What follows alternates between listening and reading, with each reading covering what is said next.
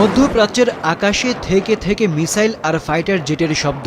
ইরানকে কোণঠাসা করতে ওয়াশিংটন ও তেল আবিবের তোড়জোড়। দমে না গিয়ে পাল্টা জবাব তেহরানের। মধ্যপ্রাচ্যের আকাশ জুড়ে যখন দুর্যোগের এমন ঘন ঘটা, তখনই এলো মার্কিন প্রেসিডেন্ট ডোনাল্ড ট্রাম্পের ঘোষণা। রাশিয়ার তেল বিক্রির ওপর আরোপিত নিষেধাজ্ঞা সাময়িকভাবে তুলে নেওয়ার সিদ্ধান্ত জানান মার্কিন প্রেসিডেন্ট। হরমুজ প্রণালীর অচলাবস্থায় দেখা দেয়া জ্বালানি সংকট কমাতে অনেকটা বাধ্য হয়েই হোয়াইট হাউসের এই সিদ্ধান্ত, বলছেন বিশ্লেষকরা।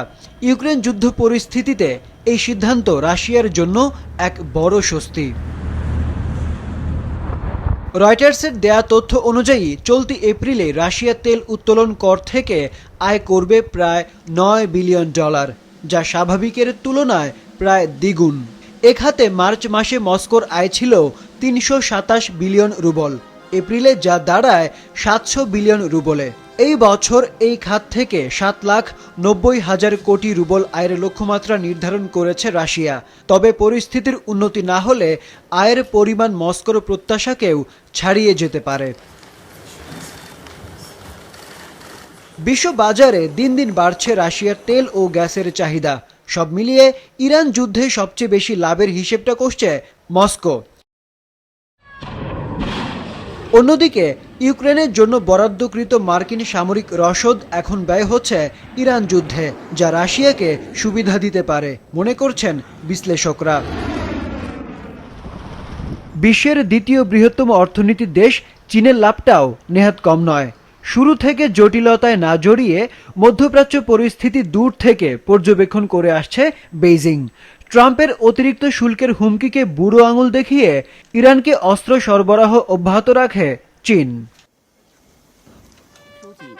চলতি মাসেই সিএনএনকে পশ্চিমা গোয়েন্দা কর্মকর্তারা জানায়, ইরানকে man portable air defence system পাঠিয়েছে চীন এবং গত বছর চীনা একটি স্পাই স্যাটেলাইট সংগ্রহ করে ইরান, যা দিয়ে মার্কিন সামরিক ঘাঁটিকে লক্ষ্যবস্তুতে পরিণত করে আইআরজিসি।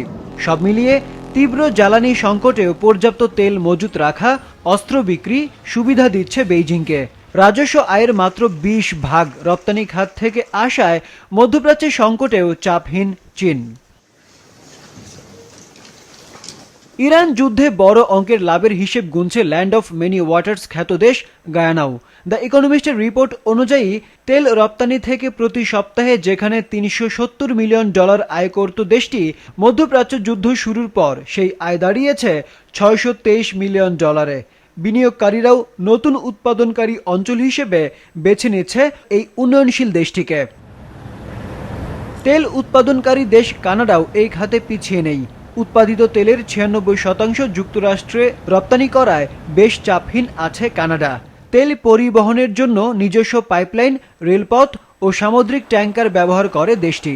তাই হরমুজ নিয়ে চরম সংকটেও নির্ভর উত্তর আমেরিকার দেশটি, গুনছে রপ্তানি আয়ের বড় লাভের হিসেব। আরিফ উদ্দিন নবীন, মাছরাঙা, নিউজ ডেস্ক।